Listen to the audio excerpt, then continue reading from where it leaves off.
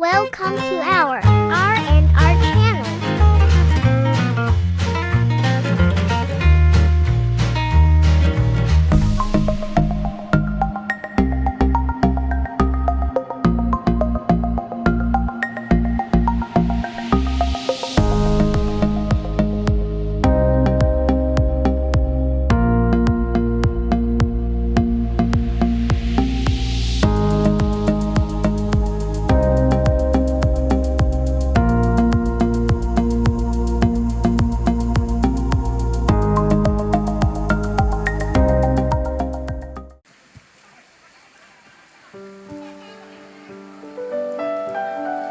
When I went to Cameron Highlands, rain mostly and damp.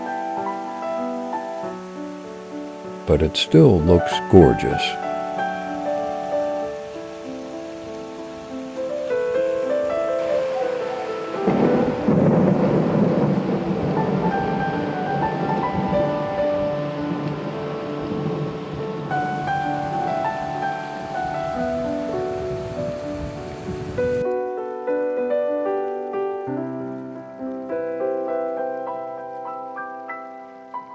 Surveyed by the government geologist and explorer William Cameron in 1885, the outpost consists of 3 mucums, namely Ringgold, Tanarata, and Ulutellum.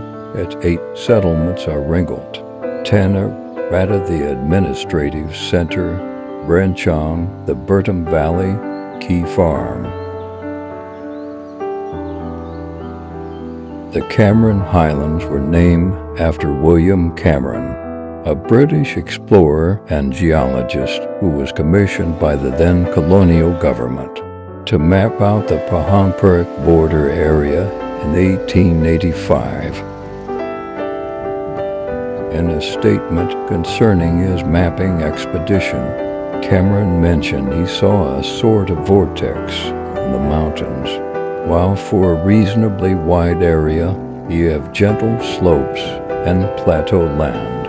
When approached, Sir Hugh Low, the resident of Perak 1887 to 1889, expressed the wish of developing the region.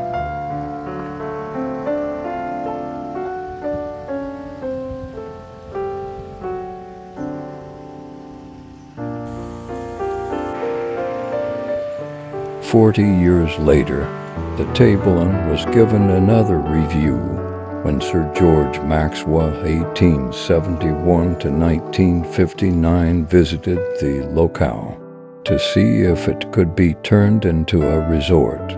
He spent about 9 days surveying the territory. Maxwell described the terrain as being somewhat oval in shape on his return from the highland.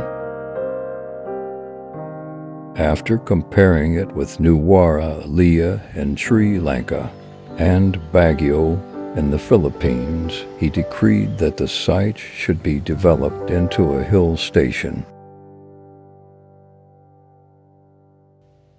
In mid-1925, an agricultural experiment station was set up to confirm if tea, coffee, fruits, and vegetables could be grown at the district.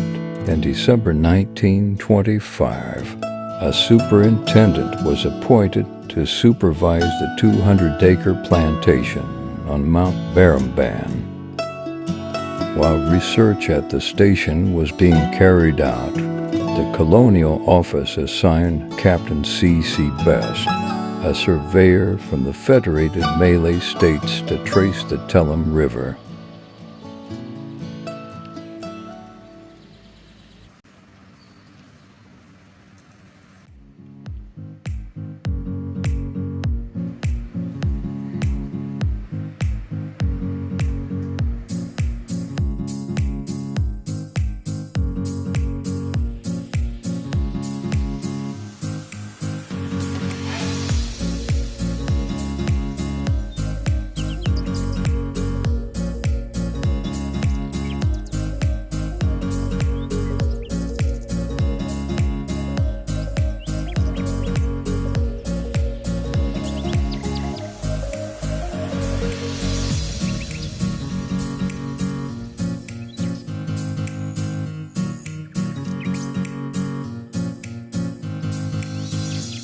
The annual report of the Survey Department 1925 states he explored the Hugh Low of the Telum, which was the actual area traversed by Cameron, and he went first to what is known as Cameron Highlands to obtain a basis of comparison, and from there crossed over into the Telum Valley. He made a reconnaissance map of the headwaters of the Telum, and his exploration has established definitely that the area at the Hugh Low of the Burton is incomparably the most suitable for development. This report, coupled with the confirmation that tea could also be grown, gave the British the motivation to develop the place. In 1926, a development committee was formed to zone off the moorlands agriculture, defense, administration, housing, and recreation. Later, a $3 million road was constructed from Tapa to the Highlands. The first installment of $250,000 was made in 1926. The project commenced on the 1st of January 1928. It was completed on Friday, the 14th of November 1930, to 47 days ahead of schedule. The building of the road was a challenge. The crew not only had to deal with the weather, they also had to cope with the risk of being struck down with malaria.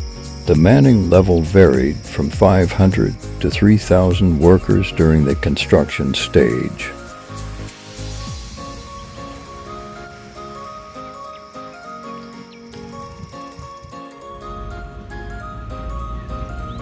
It is unlike any other constituency in Malaysia. It is not only home to hundreds of floral species that are rare to the tropics, but it is also an area with a substantially different ecosystem. In 1958, the outpost was declared as Deer Reserve. 4 years later, it became a venue affording protection to animals and birds.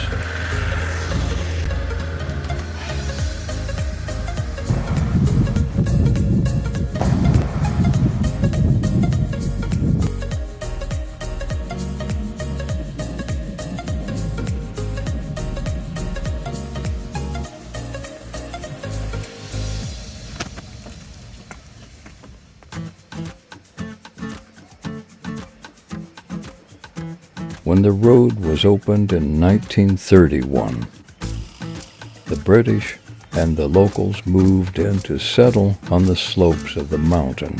They were soon followed by tea planters and vegetable growers who found the climate to be suitable for the growth of their crops.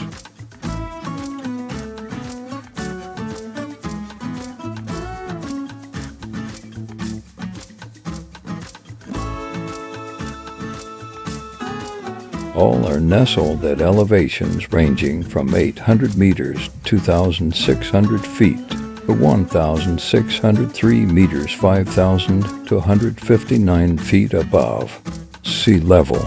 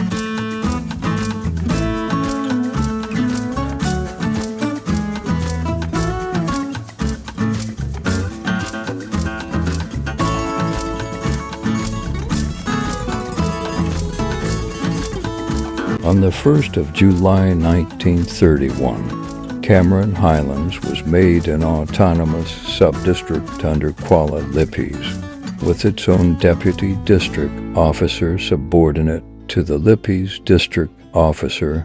By the mid-1930s, there was a notable improvement in the constituency. It now had a 6-hole golf course, several cottages, 3 inns, a police post, 2 boarding schools, a military camp, a dairy, a horse spelling ranch, nurseries, vegetable farms, tea plantations, a government rest house, and an agricultural experiment station. The domain continued to grow until the outbreak of the Second World War. During the Japanese occupation of the Malay Peninsula 1940 to 1945, there was hardly any development in the area. When the Japanese withdrew in August 1945, the place transformed. This, however, came to a halt during the Malayan Emergency 1948 to 1960. When the conflict ended, Cameron Highlands experienced a constant change in its landscape. Today, the haven is not only the biggest and best known of Malaysia's hill stations, it is also the highest point in peninsular Malaysia, accessible by car.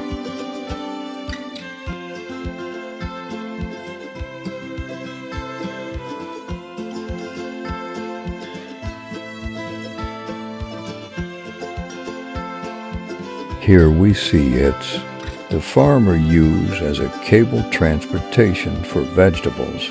It's easy to pass it straight into a vehicle.